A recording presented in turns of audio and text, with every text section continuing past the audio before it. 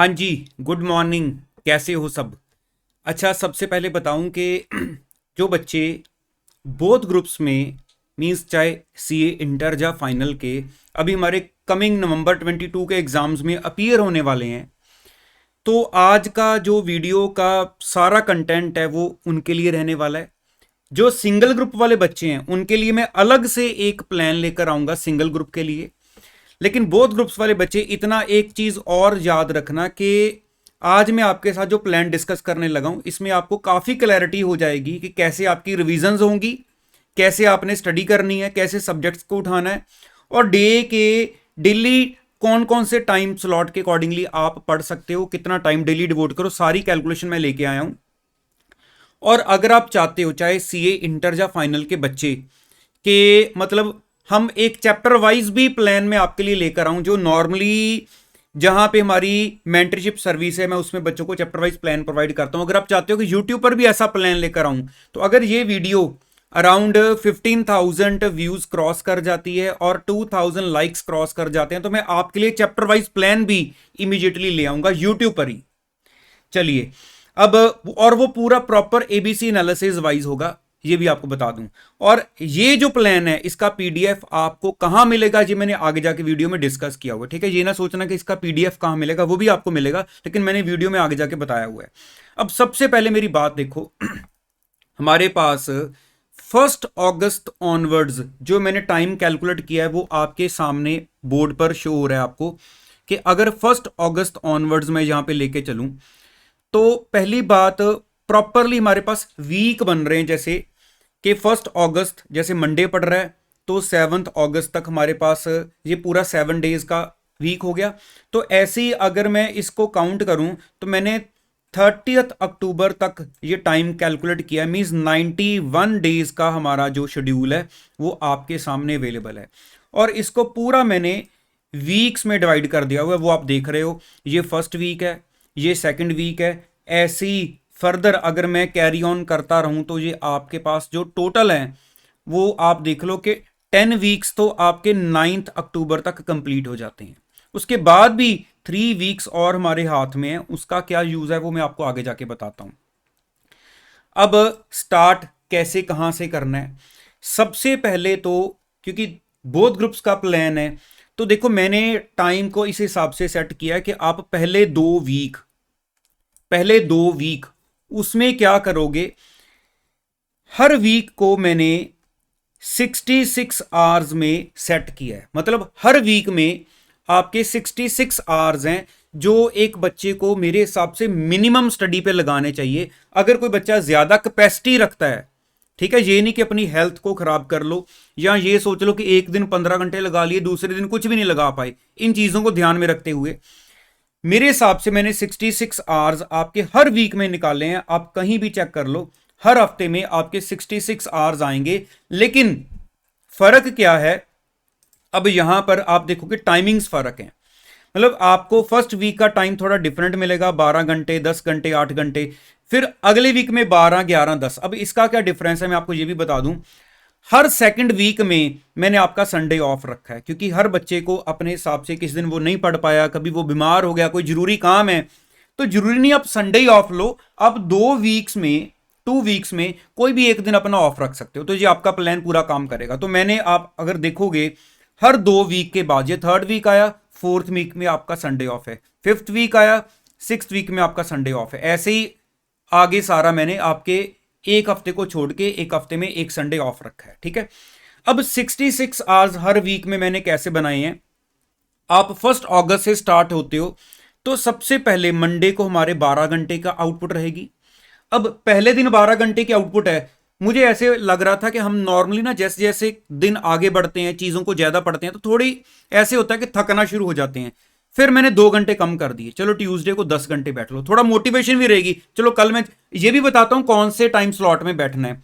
10 घंटे बैठे, फिर वेडनेसडे को 8 घंटे बैठना है। तो ऐसे आपका 2-2 घंटे रोज कम किया है कि जैसे जैसे डेज आगे बढ़े थक गए, अब 8 घंटे पे आगे थे, अब दोबारा फिर एनर्जी होनी चाहिए, 12 पे आ जाओ, फिर 10 पे आ जाओ, फिर 8 पे आ जाओ। और ये संडे मैंने आगे 6 घंटे का रखा था कि संडे को आप 6 घंटे लगा के फ्री हो जाओगे। अब अगर ऐसे नेक्स्ट वीक में आऊं, तो आपके 12 घंटे, क्योंकि उसमें संडे ऑफ मिलना है, तो 10 की बजाय 11 घंटे, फिर 10, फिर अगेन 12, 11, 10, ताकि आपका जो संडे के 6 घंटे थे या बीच में वहां पे मैंने कुछ में 8 लिए थे, वो यहां पे इंडिविजुअली डेज में ज्यादा करके मैंने संडे को ऑफ कर दिया है। तो इस हिसाब से आपका टोटल जो है वो 66 आवर्स की स्टडी ही रहेगी। अब ये आपका जो सिस्टम है वो ऐसे रहेगा, फर्स्ट वीक का सारा सिस्टम ऐसे ही चलेगा, फिर सेकंड का ऐसे, फिर थर्ड का फर्स्ट जैसा। तो आप समझ सकते हो ना कि एक हफ्ते में जहां ऑफ मिलनी है वहां पे डेज में थोड़ा टाइम ज्यादा है, जिस वीक में ऑफ नहीं है उसमें इंडिविजुअली मैंने थोड़ा टाइम कम भी रखा है। अब आपके माइंड में ये होगा कि 12 घंटे में कौन कौन सा स्लॉट बैठे पढ़ने के लिए, 10 घंटे में कौन सा बैठे, तो ये भी आपके सामने है। यहां पे आपके सामने मैंने लिखा हुआ है कि जो 12 घंटे जिस दिन आपका टाइम आ रहा है बैठने का, तो आप सबसे पहले अपना डे का टारगेट ऐसे लेकर चलो कि सुबह 7 से 10, 3 घंटे मैंने यहां पे निकाले 7 से 10 वाला। तो इस हिसाब से आपने 6:30 उठना है, 6 बजे उठना है, जी आपके ऊपर डिपेंड करता है। उसके बाद बहुत ज्यादा ब्रेक नहीं लेनी, अगर ज्यादा ब्रेक ले ली तो आलस पड़ जाएगा। फिर अगेन 10:30 से लेकर 1:30 तक हमारे पास 3 घंटे का स्लॉट दूसरा आ जाएगा। पहले 2 स्लॉट्स को थोड़ा फास्ट फास्ट रखना है, बीच में आधे घंटे की ब्रेक रखी है। हाँ, इसके अंदर अगर आप 3 घंटे के अंदर कोई 5-10 मिनट की रेस्ट लेते हो वो आपके ऊपर डिपेंड करता है, ठीक है। उसके बाद देखो यहां पे जो गैप है 1:30 के बाद सीधा मैंने 3:30 का टाइम लिया है। 2 घंटे की आपकी ब्रेक आई है, वो चिंता ना करना कि बीच में इतनी देर तक 6 घंटे पढ़ के बस हो जाएगी। आधे घंटे की एक ऑफिशियल ब्रेक है, 2 घंटे की फिर 1:30 बजे के बाद ब्रेक है, फिर उसके बाद 3:30 से 6:30 फिर से 3 घंटे का स्लॉट, ठीक है। फिर 8 से 11 का 3 घंटे का स्लॉट। तो ये आपके 12 घंटे पूरे हो गए।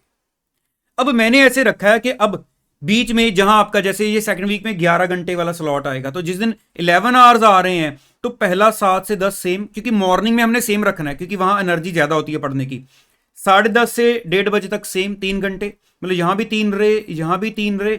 3:30 से 6:30 यहां भी 3 रहे, लेकिन लास्ट जो सोने वाला टाइम है क्योंकि हमने 12 से 11 पर आ जाना है, वहां पे मैंने 2 कर दिए, तो आपके 12 से 11 पर आ गए हम। जिस दिन आपका बीच में 10 घंटे आ रहे हैं, फॉर एग्जांपल जैसे यहां पे 10 घंटे आए हैं ना, यहां पे 10 घंटे आ रहे हैं, तो 10 घंटे वाले दिन सुबह का 3 घंटे का स्लॉट फिक्स, उसके बाद सेकंड स्लॉट 3 घंटे का फिक्स, लेकिन बाद वाले जो 2 स्लॉट हैं दोनों में मैंने 1-1 घंटा कम कर दिया। 3:30 से 6:30 की बजाय 5:30 तक 2 घंटे, फिर यहां पे आपके 2 घंटे। ये आपने 1-2 दिन फॉलो किया, आपको आदत पड़ जाएगी। फिर जो आपके पास संडे भी बीच में, जैसे एक वीक के बाद आपको संडे भी पढ़ना है, तो वो जो 6 घंटे वाला स्लॉट है, या एक आपके पास, हाँ 6 घंटे वाला स्लॉट है, 7 से 10 सुबह 3 घंटे, 10:30 से 1:30 बजे तक 3 घंटे, ये आपके 6 घंटे हो गए। जो 8 घंटे वाला स्लॉट था वो भी आपके सामने है, 7 से 10 3 घंटे, उसके बाद हमारे पास 10:30 से 1:30 बजे तक 3 घंटे, उसके बाद आपके ये 2 घंटे।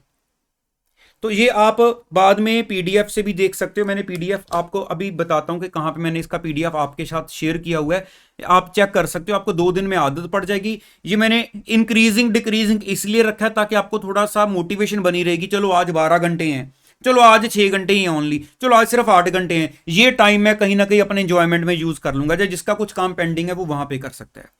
अब मेन बात है कि हमने अपने सब्जेक्ट्स को कैसे मैनेज करना है। सबसे पहली बात जो मैंने यहां पे ली है, सबसे पहले तो आप काम करो, एक अपने 2 सब्जेक्ट्स को उठाओ, 2 सब्जेक्ट्स को। अब यहां पे जिस बच्चे को तो 100% क्लियर है कि मैं तो 100% बोथ ग्रुप्स में अपीयर होने वाला हूं, आपने मिक्सिंग करनी है सब्जेक्ट्स की, कर सकते हो। अगर आपको लगता है कि नहीं बाद में कुछ ऐसा ना हो जाए कि मैं दोनों ग्रुप्स के सब्जेक्ट्स को मिक्स कर लूं, बाद में ना इधर का रहूं ना उधर का, तो आप ग्रुप वाइज चलना, ठीक है। ये आपके ऊपर डिपेंड करता है। मैंने ऐसे लिखा है कि पेपर 1 पेपर 2। अब ये ना सोचना इस वीक में ओनली पेपर 1 पढ़ना है, यहां पे ओनली 2 पढ़ना है, आप मिक्सिंग कर लो। चाहे ये 2 वीक में आपने मिक्स करके पेपर 1 और 2 को कवर करना है। और आप क्या करो कि देखो यहां पे आपके 66 और 66 टोटल 132 आवर्स हैं 2 वीक्स में मिलाकर। तो आप अपने जो भी 2 सब्जेक्ट्स हैं उसके जो भी आपके चैप्टर्स हैं, आप उन चैप्टर्स को सामने रखो और उन चैप्टर्स को आप 132 आवर्स में कौन से चैप्टर को कितने घंटे देने वाले हो, कौन से चैप्टर को कितने घंटे देने वाले हो, अगर ये कैलकुलेट करोगे तो ही आपके पास 2 हफ्ते में आपके 2 सब्जेक्ट रिवाइज हो पाएंगे। अगर किसी बच्चे को लग रहा है कि ये तो बहुत कम टाइम है, मेरे तो 2 सब्जेक्ट का बहुत ज्यादा काम है, तो अभी आपको आगे शो होगा कि आगे कितना टाइम अवेलेबल है, उस हिसाब से मैंने जो टाइम निकाला है वो इतना ही अवेलेबल हो पाएगा। अभी आप सारा देख लो पहले, ये पता चल गया। फिर आगे हम नेक्स्ट जो हमारे पास नेक्स्ट 2 वीक्स आएंगे, हम अपने सब्जेक्ट नंबर 3 एंड 4 पर आ जाएंगे। ठीक है, अगर हम ग्रुप वाइज चल रहे हैं तो सब्जेक्ट 3 और 4 करके हमारा एक पूरा ग्रुप तैयार हो जाएगा। इसको भी आप देखो, आपकी 66 आवर्स हैं, तो इट मीन्स फिर से वही हमारा मेथड कि आप अपने 132 आवर्स को, जैसे मैंने आपको ऊपर बताया था कि 132 आवर्स हमारे पास 2 वीक्स में मिलाकर, तो आप अपने 2 सब्जेक्ट्स को चैप्टर वाइज कौन से चैप्टर को कितने घंटे देना चाहते हो, ताकि ओवरऑल आपके पास 132 आवर्स का टोटल बन जाए। अगर ज्यादा चाहते हो तो ज्यादा सीटिंग देनी पड़ेगी, जहां पे 8 है वहां पे भी शायद आपको 10 घंटे बैठना पड़ेगा, ज्यादा टाइम निकाल सकते हो। तो ऐसे आपके जब 4 सब्जेक्ट्स मींस ग्रुप 1 पूरा रेडी हो गया, या 4 पेपर आपके रेडी हो गए, जो 5th वीक हमारे पास आएगा उसमें मैंने रखा है कि आप सिर्फ अपनी प्रैक्टिस करोगे। अब इस प्रैक्टिस में जो मेरा एक्सपेक्टेशन है आप सभी बच्चों से कि 3 से 4 पेपर आप पर सब्जेक्ट उठा लो। 3 से 4 पेपर पास्ट हमारे एग्जाम्स के पर सब्जेक्ट आप 3 से 4 पेपर उठाओ। ठीक है, अगर आप 4-5 घंटे एवरेज भी पर पेपर पर डिवोट कर देते हो, क्योंकि चीजों को समझोगे पेपर में क्या आई हुई हैं, कहीं पर फंस जाओगे, फिर दोबारा चैप्टर को रेफर करोगे कि ये क्या था मैं भूल गया, तो इस हिसाब से 3 घंटे वाले पेपर के ऊपर आप हो सकता है 4-5 या किसी पेपर पर आप 6 घंटे भी लगा दो समझने में क्वेश्चंस को। ठीक है, तो उस हिसाब से आपके कैलकुलेट कर सकते हो यहां पे कि अगर आपके 4 सब्जेक्ट्स अभी कवर हुए हैं, 4 सब्जेक्ट्स है ना, तो ना करते करते भी आपके 12 से 16 के बीच ओवरऑल टोटल पेपर आपको सॉल्व करने हैं यहां पे, चारों सब्जेक्ट्स के मिलाकर। 3 से 4 पेपर मैंने एवरेज रखा है कि आपके जो है वो हर सब्जेक्ट के पेपर आपने यहां पे सॉल्व करने हैं। तो इसके साथ आपकी अच्छी खासी रिवीजन भी हो जाएगी। अब यही सेम पॉलिसी हमने आगे वाले नेक्स्ट 4 सब्जेक्ट के लिए रखनी है कि मैंने यहां पे रखा हुआ है पेपर 5 एंड 6। इस 2 वीक्स में वही 132 आवर्स का टाइम चैप्टर वाइज डिवोट कर लो। देन उसके बाद हमारे पास नेक्स्ट 2 वीक्स में आपके पास अगेन पेपर 7, 8 या जो भी आपके 2 पेपर आपने उठाए हैं उनको 2 वीक्स में डिवाइड कर लो 132 आवर्स में। फिर अगेन आपके पास वो 4 पेपर के लिए भी 1 वीक मैंने छोड़ा है जहां पे आप अपनी सेल्फ प्रैक्टिस करोगे, जहां पे भी कोशिश करो 3 से 4 पेपर पर सब्जेक्ट आप यहां पे खुद ट्राई करो। फंसो चीजों में, टाइम को देखो 3 घंटे में मैं क्या कर पा रहा हूं, चीजों को समझो, तो ये आपकी अपने आप प्रैक्टिस होगी। ठीक है, ये मैंने इसलिए अलग वीक कर दिया। नॉर्मली बच्चे का ना स्टार्टिंग में क्या होता है कई बार कि चैप्टर के साथ साथ जैसे जैसे सब्जेक्ट करें उसके अंदर ही समझने लगती कितने आरटीपी करें कितने एमटीपी करें, उधर से सिलेबस कंप्लीट करने का प्रेशर। ऐसे कम से कम 2 वीक में सिलेबस कंप्लीट किया रिवीजन का, फिर उसके बाद अगले 2 सब्जेक्ट्स का किया, फिर पेपर पर आए हम। ठीक है, अब आपके पास ऐसे ओवरऑल अगर आप चेक करोगे तो ये हमारे 10 वीक्स कवर हो चुके हैं। 10 वीक्स मतलब हमने 70 डेज की स्टडी अपनी कंप्लीट कर ली है, 9 अक्टूबर तक हम पहुंच चुके हैं। अब इसके बाद हमारे पास जो बैलेंस 15 दिन हाथ में है, जो मेरी कैलकुलेशन 15 नहीं सॉरी आपके 21 डेज है ना, 21 डेज, तो ये अप टू 30 अक्टूबर तक। अब ये जो टाइम है हमारा, अभी चाहे मैं आपको थोड़ा आइडिया दे देता हूं, लेकिन ये तो चलो मेरी वीडियोस आती रहनी एग्जाम तक। ये जो 3 वीक्स हमारे हाथ में बचे हुए हैं, यहां पे अब आपका मेन फोकस रहेगा कि अपनी रिवीजन कैसे करनी है, आपने चीजों को रिवाइज कैसे करना है। तो यहां पे अलग अलग स्ट्रेटजीज होती हैं जो मैं आपके पास साथ साथ आगे डिस्कस करता भी रहूंगा, लेकिन थोड़ा आइडिया देता हूं।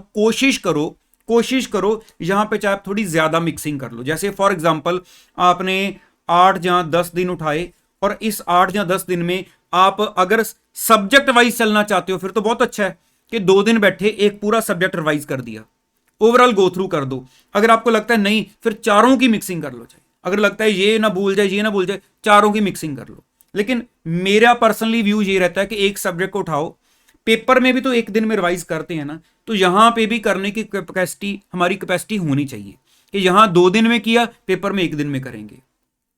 तो ऐसे ही फिर 8-10 दिन हम अपने जो हैं वो बाकी के 4 सब्जेक्ट्स पर लगाएंगे, फिर 2-3 दिन फर्स्ट पेपर के लिए भी तो छोड़ने हैं। तो ये था मेरा बोथ ग्रुप्स के लिए बच्चों का जो प्लान है। अब इसका जो पीडीएफ है वो मैंने आपको बता देता हूं, डिस्क्रिप्शन में हमारी वेबसाइट का लिंक भी लगा हुआ है। आप हमारी वेबसाइट पर जाओगे ना, जहां मेरा मेंटरशिप वाला पेज है उसके लास्ट में इसका पीडीएफ मैंने अवेलेबल करवाया हुआ है। वहां पे लिखा भी हुआ है कि बोथ ग्रुप्स यूट्यूब प्लान, साथ में फॉर नवंबर 22, ठीक है। तो उसका डाउनलोड का लिंक आपके पास अवेलेबल है, आप इसका पीडीएफ जाके वहां से डाउनलोड कर सकते हो। तो आई होप जहां तक आप सबको ये क्लियर हो गया होगा। कोई डाउट प्रॉब्लम है तो मेरे साथ आप कमेंट बॉक्स में शेयर कर देना। बाकी अगर मैंने आपको पहले भी बताया, अगर इसके व्यूज 15,000 प्लस क्योंकि आपने आगे बच्चों में शेयर करने जाते हैं या 2000 से ऊपर लाइक भी जाते हैं, तो मैं आपके पास चैप्टर वाइज भी एबीसी एनालिसिस करके प्लान आपके लिए, चाहे इंटर का बच्चा है चाहे फाइनल का है, वो लेके आऊंगा। तो चलिए, ऑल द बेस्ट। जो बच्चे न्यू हैं याद से चैनल को ज्वाइन कर लेना और वीडियो को याद से लाइक कर दिया करो। All the best, thank you so much.